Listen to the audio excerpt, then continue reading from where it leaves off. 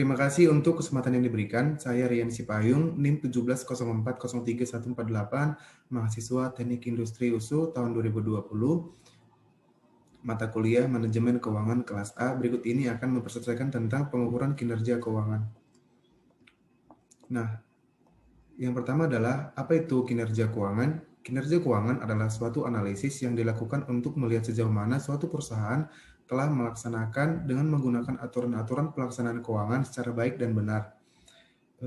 Kinerja keuangan merupakan suatu gambaran tentang kondisi keuangan suatu perusahaan yang dianalisis dengan alat-alat analisis keuangan. Nah, sehingga dapat diketahui mengenai baik buruknya keadaan keuangan suatu perusahaan yang mencerminkan prestasi kerja dalam periode tertentu. Hal ini sangat penting agar sumber daya yang digunakan secara optimal dalam menghadapi perubahan lingkungan perusahaan. Nah, kemudian apa saja tujuan pengukuran kinerja keuangan? Yang pertama tentunya mengetahui tingkat likuiditas.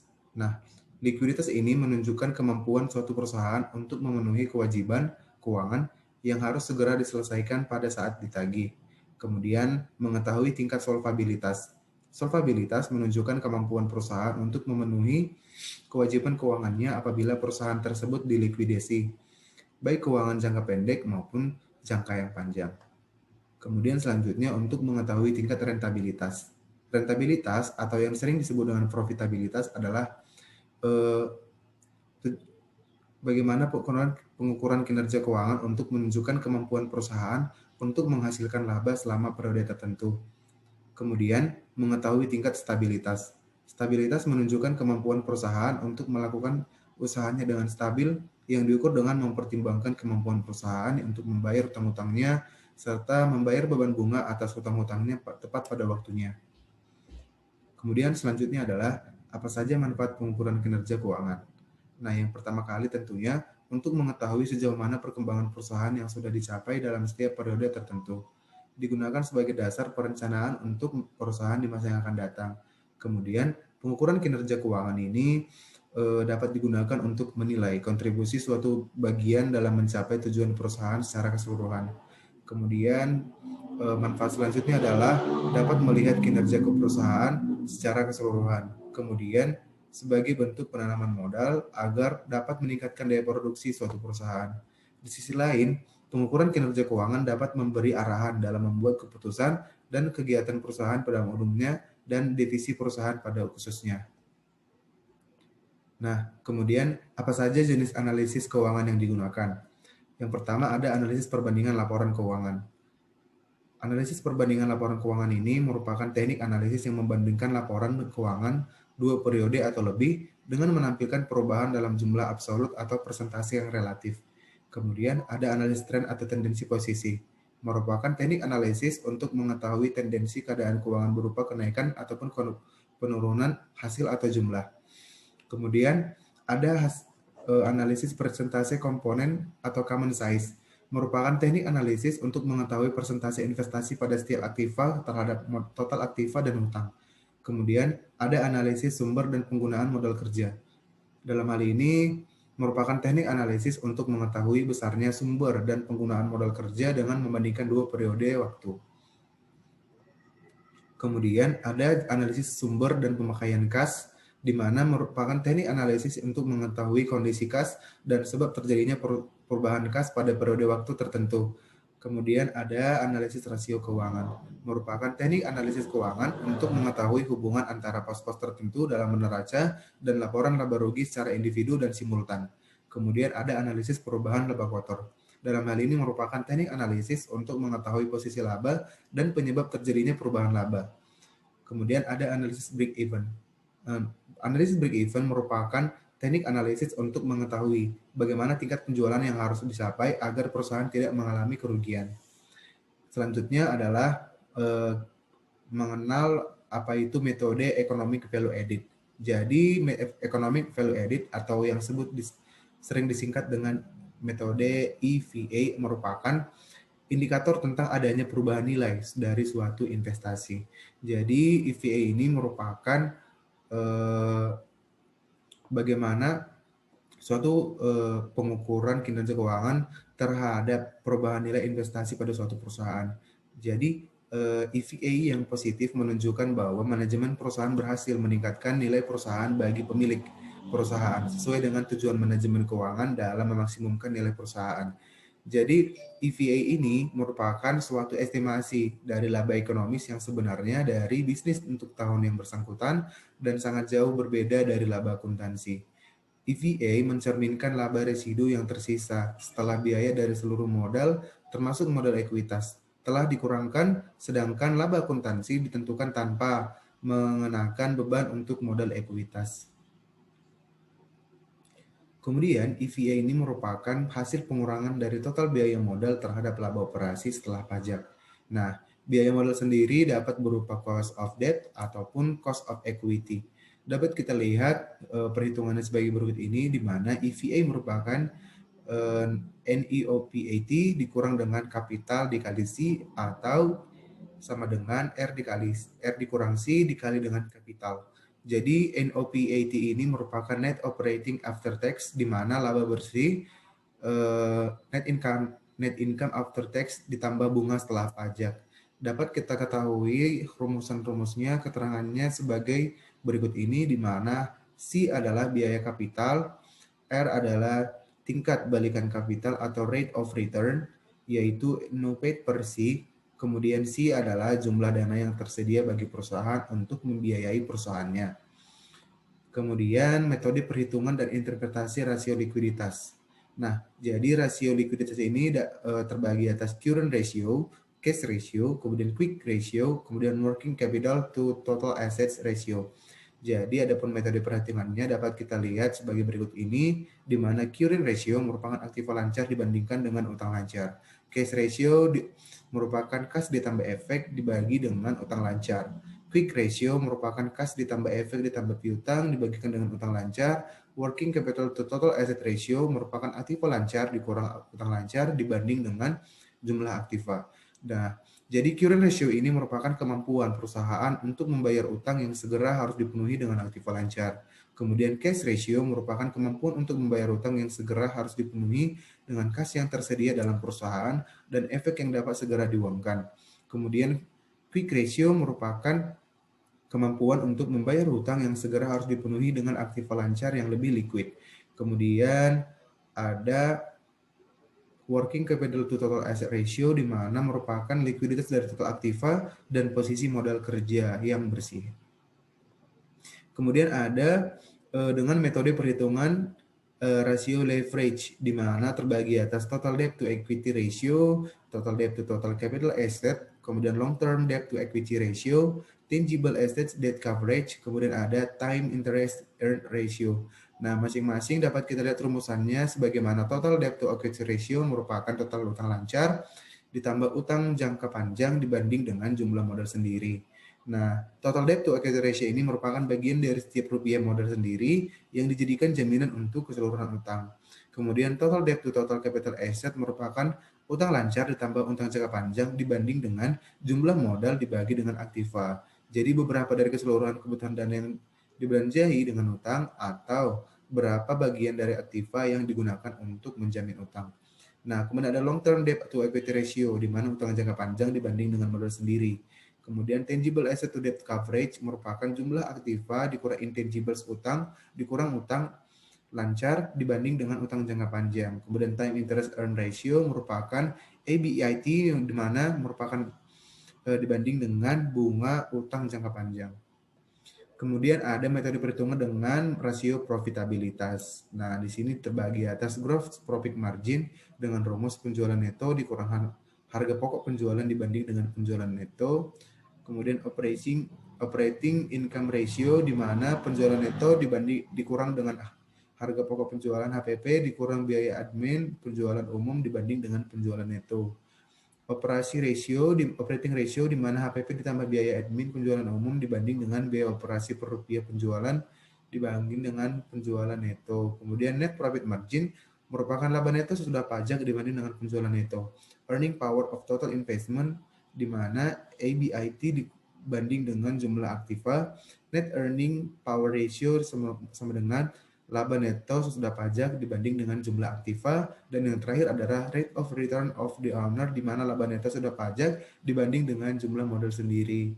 Kemudian kita masuk kepada standar kinerja keuangan, sebagaimana yang pertama adalah aspek likuiditas terbagi atas rasio lancar, di mana ada terbagi menjadi standar kriterianya dapat kita lihat sebagai berikut, di mana 175% sampai 200% merupakan sangat baik, 150% sampai 175% baik, 125% sampai 149% cukup baik, 100% sampai 124% kurang baik, lebih kecil dari 100% atau lebih dari 200% buruk.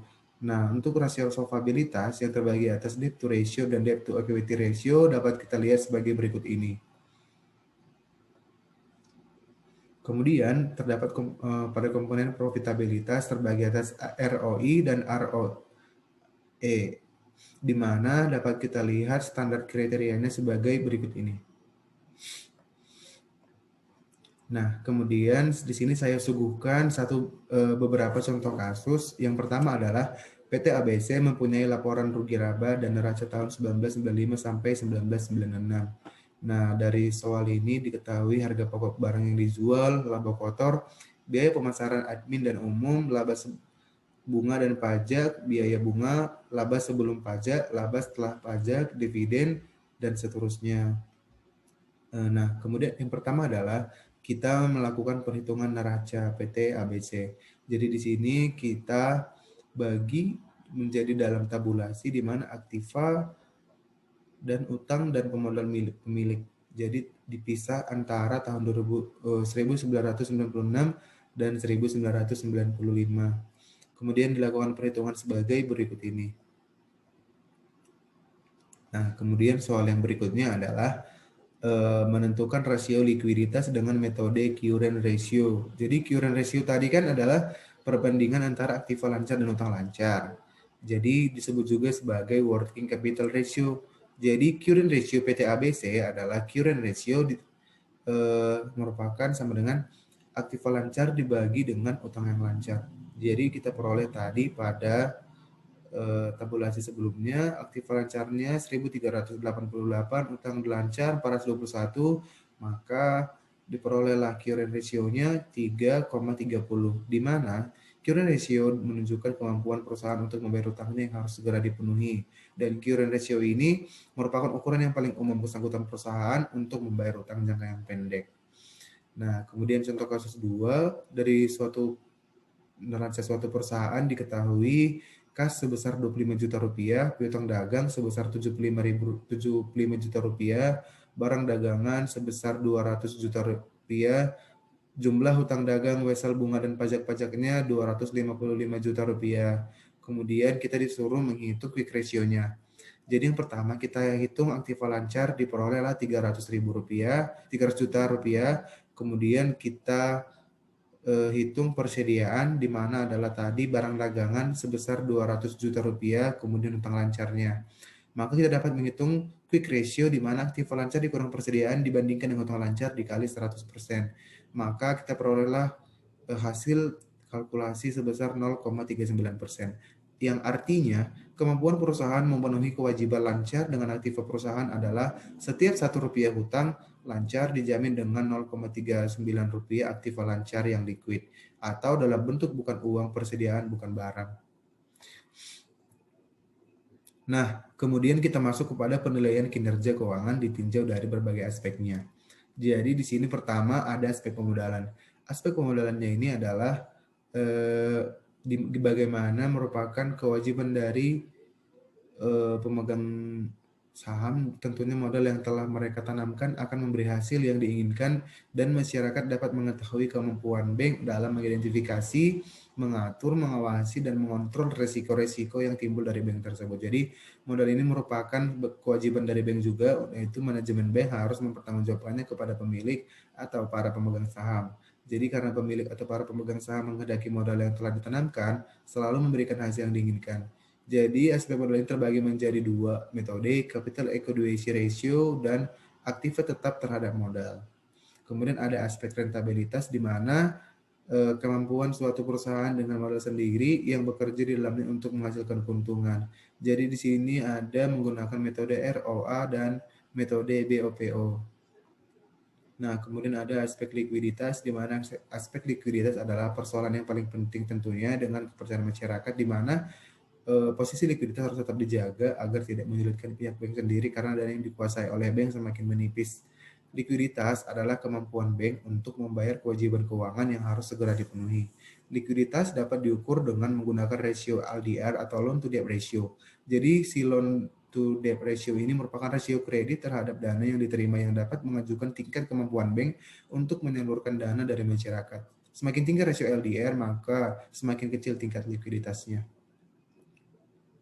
Di sini saya melakukan penilaian kinerja keuangan salah satu perusahaan Indonesia yaitu PT Aneka Tambang. Jadi PT Aneka Tambang sendiri merupakan anak perusahaan BUMN Pertambangan Inalum. PT Antam didirikan pada tanggal 5 Juli 1968 di mana kegiatannya mencakup eksplorasi, penambangan, pengolahan serta pemasaran dari sumber daya mineral. Nah, pertama sekali saya melakukan perhitungan rasio likuiditas. Jadi di sini untuk mengukur kemampuan perusahaan untuk memenuhi kewajibannya, kemampuan perusahaan untuk memenuhi kewajiban keuangan jangka pendek. Jadi di sini ada current ratio dan cash ratio-nya. Setelah menghitung rasio likuiditasnya, saya melakukan perhitungan quick ratio, di mana dengan mengurangkan aktiva lancar dikurang persediaan dibanding dengan hutang lancar dikali 100%. Kemudian dari segi rasio solvabilitas, saya pertama sekali menghitung debt to asset ratio, di mana debt to asset ratio merupakan total hutang per total aktiva dikali 100%. Maka diperolehlah debt to asset ratio-nya per setiap tahunnya sebagai gambar berikut ini. Kemudian saya menghitung debt to equity ratio-nya sebagai berikut ini. Kemudian menghitung rasio profitabilitas. Jadi yang pertama sekali saya menghitung gross profit margin, kemudian return of equity. Nah, dari hasil perkiraan sebelumnya, saya melakukan tabulasi sebagai berikut ini. Dapat dilihat pada gambar 1, analisis komparatif menggunakan rasio likuiditas. Jadi dari hasil tabel di samping menunjukkan bahwa kemampuan perusahaan dalam memenuhi kewajiban jangka pendeknya dengan menggunakan aset yang tersedia semakin menurun. Namun, perusahaan PT Aneka Tambang Persero Tbk Makassar dilihat pada current ratio pada tahun 2015 mengalami peningkatan dan setiap tahunnya mengalami fluktuasi, yakni tahun 2016 hingga tahun 2017. Nah, kemudian current ratio pada tahun 2015 menunjukkan kondisi keuangan perusahaan yang liquid. Jadi, perusahaan mampu melunasi utang lancarnya dengan menggunakan kas yang tersedia pada aktiva lancar perusahaan. Jika dibandingkan antara tahun 2015 dan 2016, yakni 6,31%, sedangkan 2015 dan 2017 yakni 4,19%, penurunan setiap tahunnya dipengaruhi oleh peningkatan jumlah kewajiban atau hutang lancar yang disebabkan oleh hutang usaha yang meningkat dari tahun ke tahun, serta biaya hutang yang masih harus dibayar cukup tinggi, terutama biaya pegawai dan biaya jasa, dan menurunnya jumlah kas dan bank sehingga produksi dan volume penjualan serta anjloknya komoditas nikel di PT Aneka Tambang Persero. Kemudian, hal ini berarti setiap kewajiban hutang lancar dijamin oleh alat-alat penulisannya berupa kas dan setara yang rendah. Kemudian, pada gambar 2, ini saya melakukan tabulasi analisis komparatif menggunakan rasio solvabilitas. Jadi, dari nilai atau besarnya persentase debt to asset ratio pada tahun 2015 hingga 2017, termasuk dalam kategori fluktuasi. Kenapa? Semakin tinggi rasio ini, semakin besar jumlah modal pinjaman yang digunakan untuk membiayai aktiva perusahaan. Kemudian, pada tahun 2015, menunjukkan hutang terhadap aset sebesar 0,39%, di mana menunjukkan bahwa pendanaan perusahaan dengan melihat rasio di atas dapat diketahui juga bahwa selama 3 tahun masih mampu untuk menjamin total aktiva yang dimiliki, walaupun mengalami fluktuasi selama 2 tahun berturut-turut dan perusahaan ini masih terbilang liquid. Kemudian pada gambar 3 saya melakukan analisis komparatif menggunakan rasio profitabilitas, di mana pada gambar di atas melihat bahwa ROE pada tahun 2015 sampai 2017 mengalami penurunan yang sangat drastis. Dilihat dari tahun 2015, tingkat ROI-nya sebesar 12%. Sedangkan pada tahun 2016 sampai 2017 sebesar 1%. Kemudian kesimpulannya adalah tingkat keberhasilan kinerja keuangan PT Aneka Tambang Persero Makassar secara umum bisa dikatakan berhasil, namun tidak secara keseluruhan. Hal ini dapat dijelaskan dari rasio profitabilitas yang pernah menunjukkan kerugian yang terjadi selama 2 tahun terakhir. Sedangkan untuk rasio keuangan yang lain, PT Aneka Tambang Persero Makassar tergolong memiliki tingkat keberhasilan yang cukup baik. Kinerja keuangan PT Aneka Tambang dalam 3 tahun terakhir ini dapat dilihat dari analisis 3 rasio keuangan, yaitu likuiditas, aktivitas, dan profitabilitas. Serta solvabilitasnya menunjukkan bahwa kinerja keuangan PT Aneka Tambang Makassar ini selama 3 tahun terakhir tergolong cukup bagus, karena perusahaan mampu menunjukkan besar rasio yang sesuai dengan standar minimal yang telah ditetapkan, sebagaimana saya presentasikan pada slide yang sebelumnya. Sekian.